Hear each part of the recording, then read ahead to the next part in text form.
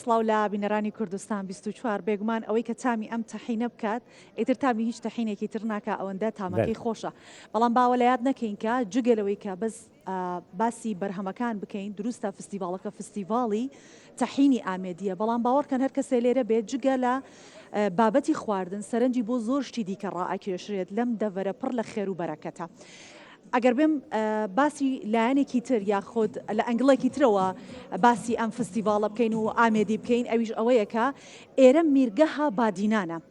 واتە لە دێر زەمانەوە مێژوو شاهێتی ئەوە ئەدات کە ئێرە شوێنی فەرمانڕەوایی بووە کەواتە بە شوێنەوارێکی زۆری لێبێت یەکێک لە هەر ئەو بابەتانی کە زۆر گرنگە قوبەهانە لێرە یعنی هەر زانایەک لە ئەزهەر تەخەڕوجی بکردایە ئەوایە بەهاتە بۆ قوبەهان لێرە جا دواتر دانی پیا ئەنراکە ئەو زانایەکە لە ئەزهەر چۆنەڵێت کۆتایی بە خوێندنی دیراساتی دینی هێناوە دیراساتی ئیسلامی هێناوە بۆیە ئەم شوێنێکی زۆر گرنگە بەڵام بەداخەوە نەک پێگەکەی خۆی لەدەستدا هەر ناوی لە ناو ناوانیشانەما ئەمەوێت لەبارەی ئەو شوێنەوارە گرنگانەی کە لە ئامێدی هەن من گفتوگۆی زیاتر بکەم چونکە ئێستا پرۆژەکانی حکوومەتی یاریمی کوردستان زۆر بەرەو ئەو لایەنە دەچێت کە کوردستان لە هەموو لایەنەکەوە ئاوەدان بکاتەوە شوێنەوارەکانیش یەکێکن لەو دەستکەوتانەی کە هەرێمی کوردستان هەیە و ئەبێ بیان پارێزێت کە ساڵەهای ساڵە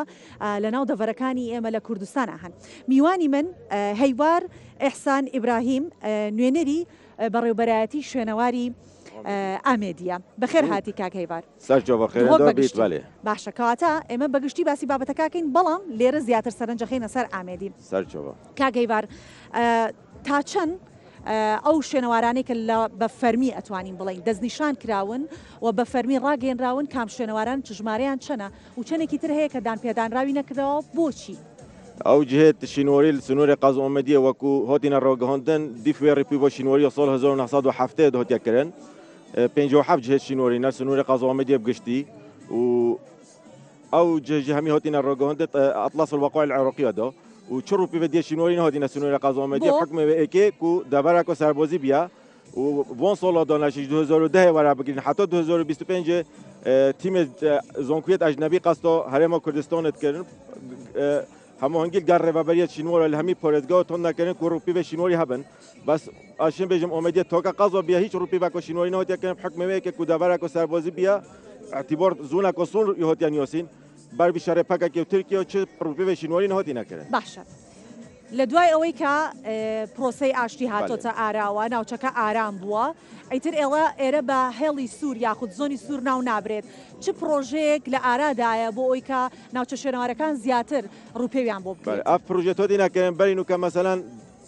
قۆنسڵخۆنە ئەمریکی داگەهێز بەهدینۆن نیژان کرد کوژمێ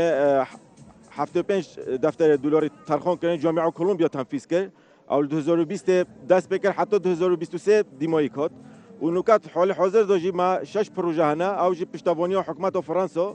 کج مکه پروژه لوی قنصل خانه و سفارت فرانسه وقتی کردن قال دزگه الیف و منظمه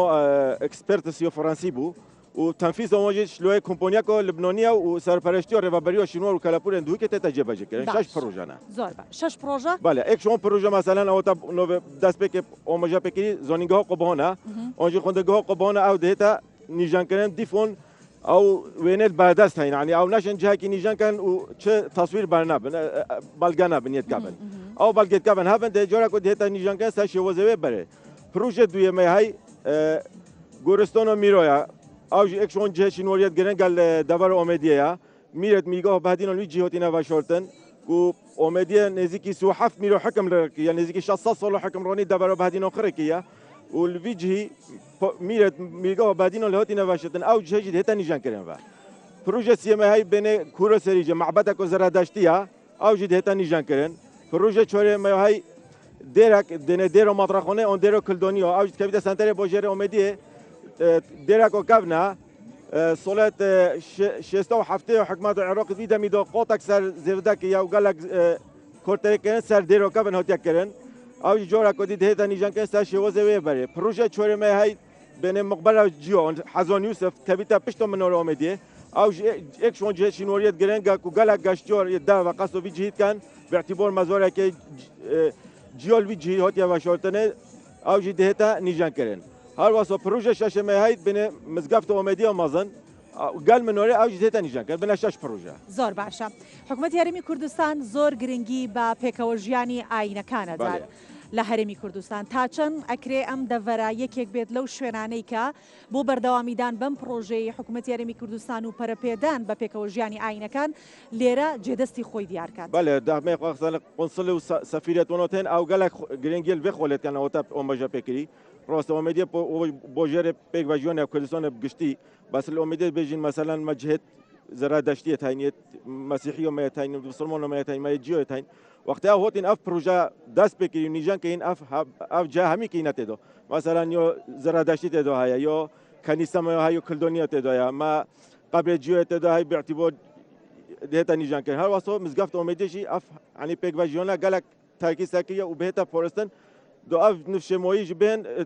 احتیمۆمە بۆن جێت شینۆری بدەن. زۆر باشە کاگەیبار ئێمە لەگەڵ میوانەکانی دیکە باسی بە پیتی زەوی ئێرەمان کرد کە لە ڕووی کشت و کاڵیەوە چەند ئەبێتە هۆکاری ئەوەی کە فستیڤاڵی لەم شێوەیە بۆ بەرهەمە کشت و کاڵەکان بچێ بەڕێوە ئەمە ڕاکێشانێکە بۆ گەشتیاران بە شێوەیەک هەبوونی شوێنەوار لەم ناوچەیە چەند ئەبێتە هۆکاری ئەوەی کە گەشتیاری شوێنەواریشمان بەێ نسبەتی داوارە ئۆمێدی ئەم شێن بێژیم گشتی داوارە شینۆریە و یۆ گەشت و گوزۆریە و ئەو جێ شینۆریژی هەکە بێنە نیژەنکردن و سەخبەریکردن و احتیمۆمەک پێ بهێتە دۆنۆن و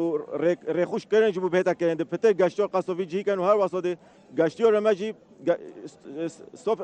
کارتمێ گەشتۆریش پتە زێدەتر وەواژۆنە خودە بینیتن و دەگەشتۆر مەسەرەن هەمی جۆ قەسۆڤۆن جۆکەن. بەڵێ ئێمە سپاس دەکەین بەڕێز هەیوار ئەحسان ئیبراهیم نوێنەری بەڕێوەبەرایەتی شوێنەواری دهۆک لەگەڵمان میوان بوویت سپاس بۆ ئێوە ئاوەدان بێت. سپاس بۆ ئێوە.